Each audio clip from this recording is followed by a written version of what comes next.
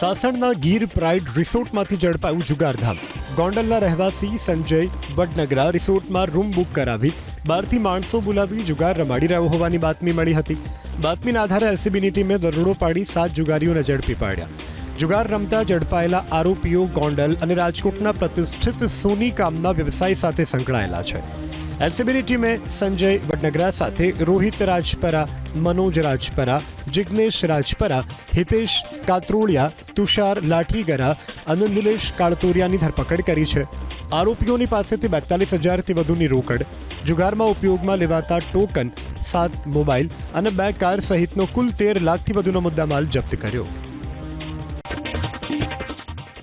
સાસણના Gir pride રિસોર્ટમાંથી ઝડપાયું જુગારધામ. ગોંડલના રહેવાસી Sanjay Vadnagara રિસોર્ટમાં room book કરાવી 12થી માણસો બોલાવી જુગાર રમાડી રહ્યો હોવાની બાતમી મળી હતી. બાતમીના આધારે એલસીબીની ટીમે દરોડો પાડી 7 જુગારીઓને ઝડપી પાડ્યા.